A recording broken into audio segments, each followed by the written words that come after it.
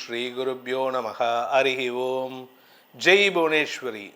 குருர் பிரம்மா குருர் விஷ்ணு குருர் தேவோ மகேஸ்வரக குரு சாட்சாத் பரபிரம்மா தஸ்மை ஸ்ரீ குரவே நமக.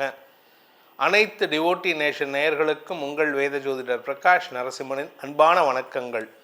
2025 ஏற்படக்கூடிய குரு பெயர்ச்சி பலன்கள். இந்த குரு பெயர்ச்சி எப்போ நடக்க போகிறது அப்படின்னு பார்த்தீங்கன்னா 2025 மே 14 அன்னைக்கு இரவு 8 மணிக்கு ரிஷபராசியிலிருந்து மிதுன ராசிக்கு பெயர்ச்சி ஆகிறார். இந்த இடத்துல அடுத்த வருஷம் 2026 மே மாத கடைசி வரைக்கும் இருக்க போகிறாரு. ஆனால் அதுக்கு நடுவில் ஒரு 2 மாதத்துக்கு அதிசார பெயர்ச்சியும் இருக்குது.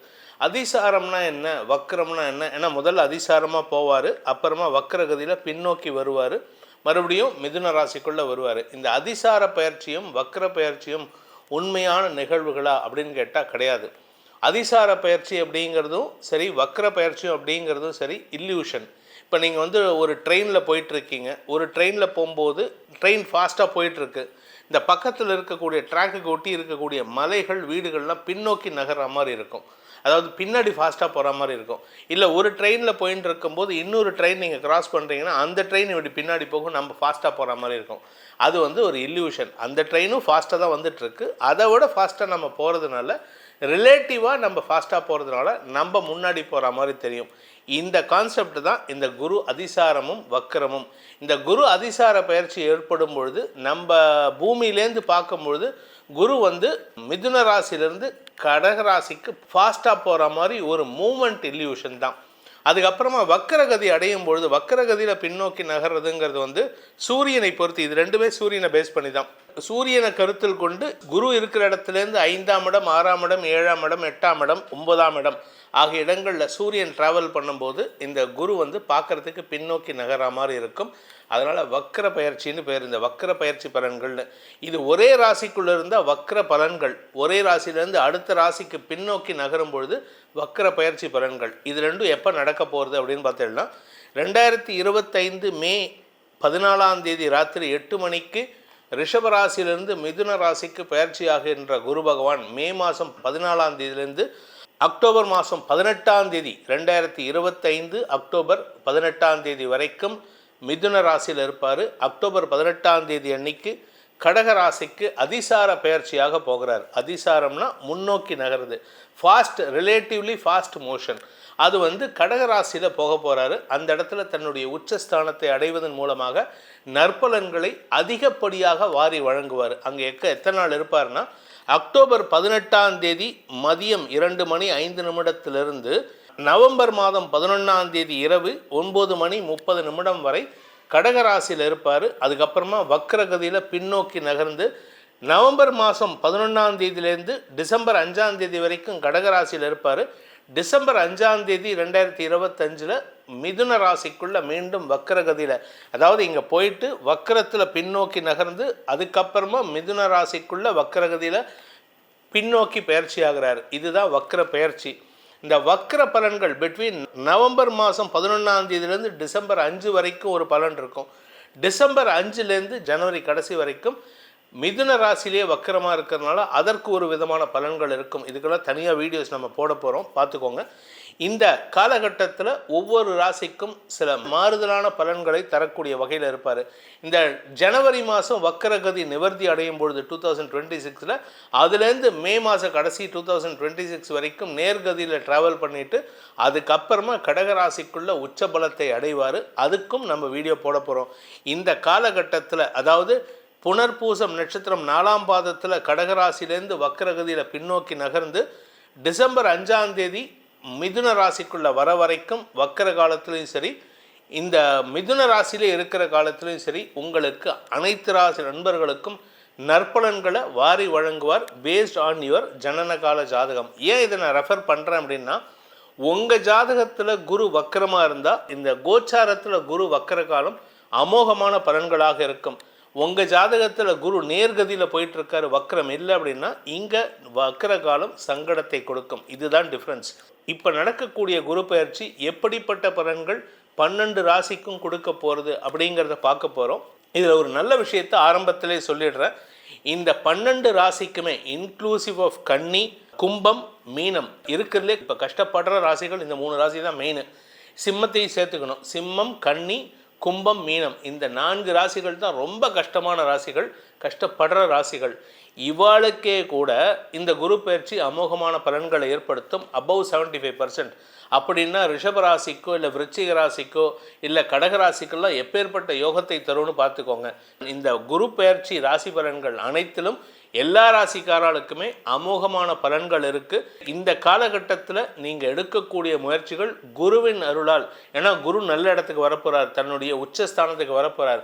அதனால் குருவின் அருளால் அனைத்து விதமான கஷ்டங்களையும் நிவர்த்தி செய்து சனி கொடுக்கக்கூடிய கஷ்டத்தையும், ராகு கும்பராசிக்கு பயிற்சியாகக்கூடிய காலத்தில் ஏற்படுத்தக்கூடிய கஷ்டத்தையும் எதிர்கொள்ளக்கூடிய ஆற்றலை குரு பகவான் கொடுக்கறதுனால இந்த குரு பயிற்சி 12 ராசிக்காரர்களுக்கும் உலகம் முழுவதும் வாழும் மக்களுக்கு அமோகமான நற்பலன்களை வாரி வழங்கக்கூடிய வகையில் இருக்காரு. உங்கள் ராசிக்கு என்ன பலன் கொடுக்கிறாரு அப்படிங்கிறத இப்பொழுது பார்க்க போகிறோம். வாருங்கள், சந்தோஷமான அனுபவங்களை பெறுவோம் குரு பயிற்சியின் மூலமாக. ரிஷப ராசி நண்பர்களுக்கான குரு பயிற்சி. இந்த ரிஷபராசியை பொறுத்த வரைக்கும் இந்த 2025-26லாம் ராஜயோகம் தரக்கூடிய ஆண்டுகள்.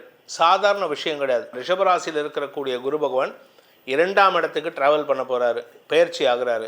2ஆம் இடம் பணப்புழக்கத்தையும் பணப்பொழிவையும். ஆதிசங்கரர் காலத்தில் ஆதிசங்கரர் ஒரு பெண்மணியோட வீட்டு வாசலில் போய் நின்றுட்டு கனகதாரா ஸ்தோத்திரம் பாடினார். அவர் வாழ்க்கையில் பாடின முதல் மந்திரம், அவர் வாயால் பாடினது, அவராக சொன்ன மந்திரம் அது. அந்த மந்திரத்தை சொன்ன உடனே, அந்த கனகதாரா ஸ்தோத்திரத்தை சொன்ன உடனே அந்த பெண் வீட்டில் மகாலட்சுமியுடைய பரிபூர்ண கடாட்சம் கிடைச்சுதான்.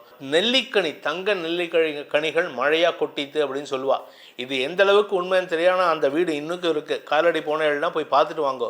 ஆதிசங்கரன் நடந்த மண்ணில் போய் நம்ம காலை வச்சுட்டு வந்தோம்னா நமக்கும் அந்த புண்ணியம் கிடைக்கும்.